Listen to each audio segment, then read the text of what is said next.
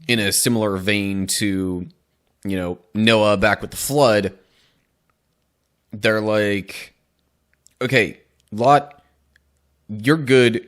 We want you and your family to get out of here safely. But, some of the people, specifically his daughter's fiancés, don't really believe him when he tries to warn them. But yeah, anyway, verse 15. At dawn the next morning, the angels became insistent. Hurry, they said to Lot. Take your wife and your 2 daughters who are here. Get out right now, or you will be swept away in the destruction of the city. When Lot still hesitated, the angels seized his hand and the hands of his wife and 2 daughters and rushed them to safety outside the city, for the Lord was merciful. When they were safely out of the city, one of the angels ordered, Run for your lives, and don't look back or stop anywhere in the valley. Escape to the mountains, or you will be swept away.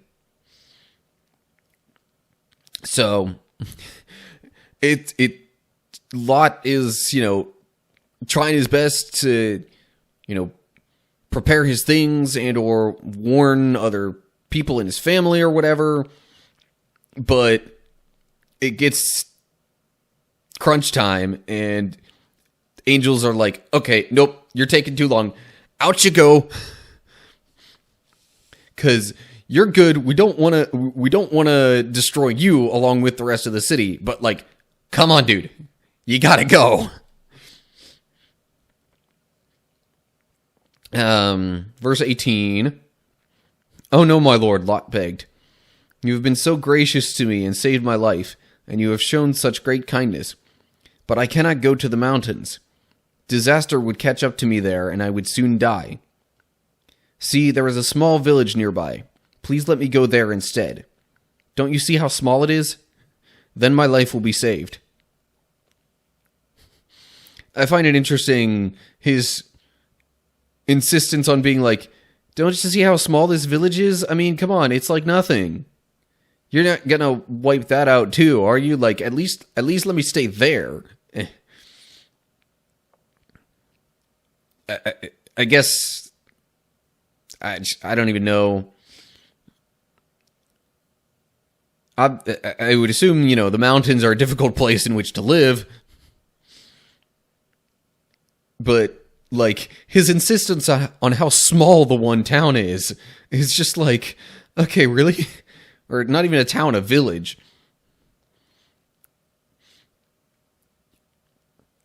I don't know. Maybe he's wondering if that would have been wiped out too, but, and then that's him trying to be like, look, it's a small, super tiny village. Just, like, save that, let me go there. Anyway, verse 21. All right, the angel said, I will grant your request. I will not destroy the little village. But hurry, escape to it, for I can do nothing until you arrive there. This explains why that village was known as Zoar, which means little place. Hold up, now, wasn't Zoar one of the places that was mentioned back in, like, the whole war between all the kings and stuff? Maybe. I don't know. Feel free to correct me if I'm wrong on that.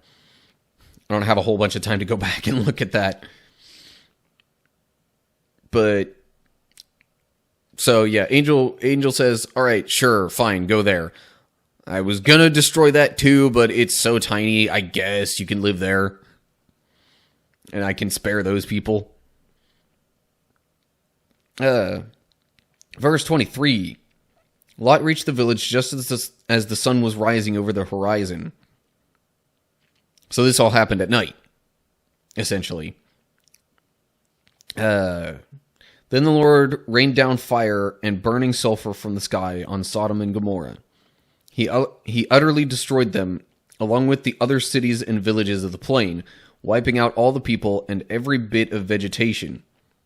But Lot's wife looked back as she was following behind him, and she turned into a pillar of salt.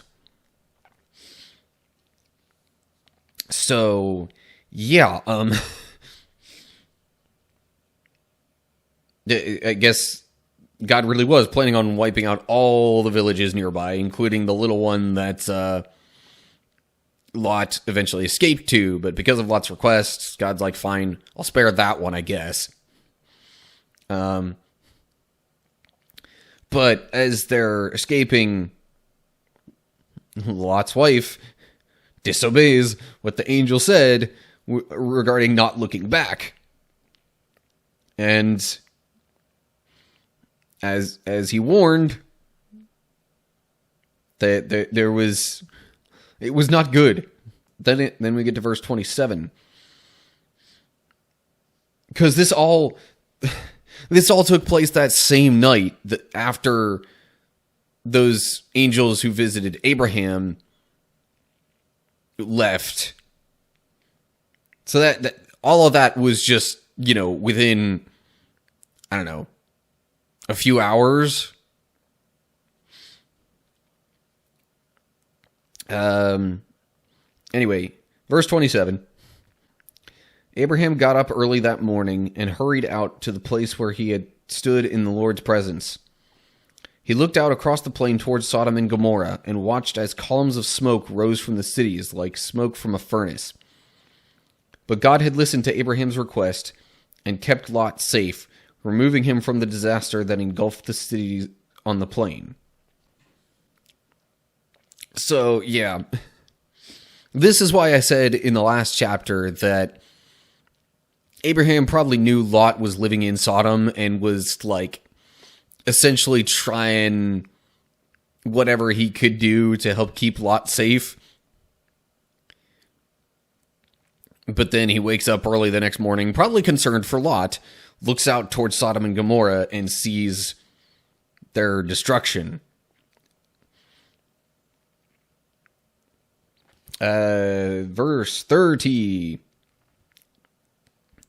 Afterward, Lot left Zoar because he was afraid of the people there, and he went to live in a cave in the mountains with his 2 daughters. So he eventually went to the mountains anyway. One day the older daughter said to her sister, "There are no men left anywhere in this entire area, so we can't get married like everyone else, and our father will soon be too old to have children. Come, let's get him drunk with wine, and then we will have sex with him. That way we will preserve our family line through our father." Desperate times, I guess, is all I can really say about that. So that night they got him drunk with wine, and the older daughter went in and had intercourse with her father. He was unaware of her lying down or getting up again. So, yeah. Real drunk he must have been. Verse 34. The next morning, the older daughter said to her younger sister, "I had sex with our father last night. Let's get him drunk with wine again tonight, and you go in and have sex with him. That way we will preserve our family line through our father." So that night, they got him drunk with wine again, and the younger sister went in and had intercourse with him. As before, he was unaware of her lying down or getting up again.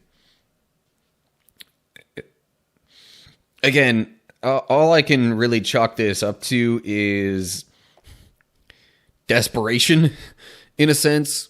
I mean, and, wanting to keep their family going, because that had a lot to do with, the sense of honor back in those days. And really, Lot being the only righteous man close by, seemingly, that could have been, something that they were thinking about as well. It's like, well, if our family dies, then there's not going to be anyone righteous in this area.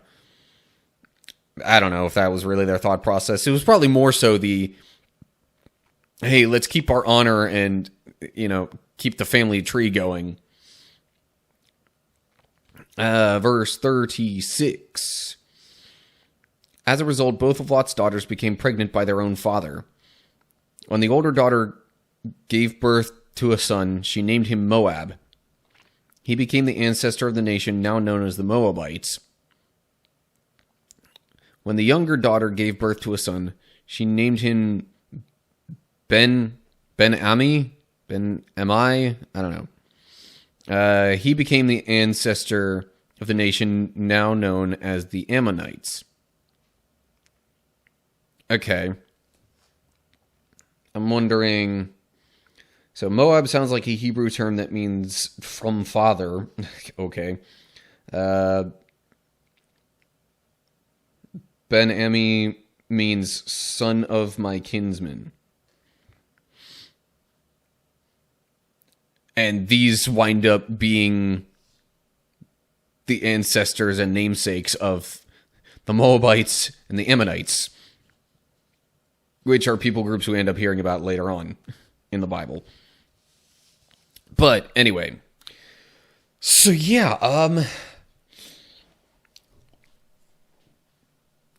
lots of not so great things in that chapter, if you ask me. I mean, part of it you at least kind of could have seen coming, even from today's perspective. You know, the destruction of Sodom and Gomorrah. I mean, God was already telling Abraham, like, look, these cities are wicked. They commit so much evil. I'm really thinking about wiping them out. But just to be sure, my angels are going to visit and see if it's really as bad as it seems to be. Turns out, yes, it is. So, but Lot was still a good man. And so he and his daughters got saved. Would have also been his wife, but his wife,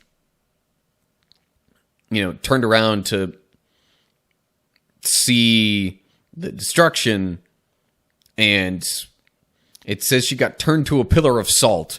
Why that would have happened exactly, I don't know. Other than, well, it's God. But in any case, you know, then Lot's daughters are concerned about keeping the family going, especially after they move out of Zoar. Because Zoar was probably just as wicked as Sodom and Gomorrah. I mean, God was... the impression I get is that God was initially planning on wiping out Zoar, as well as all the other villages around Sodom and Gomorrah. But Lot was like, no, wait, hold up. Let me go to this village. It should be more habitable than the mountains. And it's really small. Come on. It's so small, God. You think you could spare just this small village for me to live in? So God was like, fine. But it turns out to be pretty wicked, and Lot has trouble living there peaceably. So he and his daughters go to the mountains, but then there's like nobody else nearby. And daughters are like, well, what's going to happen to our family line? It's going to end with us. We can't have that happen. And so, yeah, they take a rather unconventional approach to keeping the family line going. Let's just put it that way. And then those sons of theirs wind up being the namesakes of notable people groups. Anyway, so that was kind of the TLDR on chapter 19. Yeah. So anyway, that's it for now, I guess. As always, like, share, subscribe, click the bell, you know what to do. And if you don't, just look down in the description for more info. While you're there, you can find my other social media pages and how to follow those. And of course, leave comments down below, all that, with any thoughts that you have. So that's it. Hope you're all doing well. Hopefully I will see you next time. But until then, stay cool, people.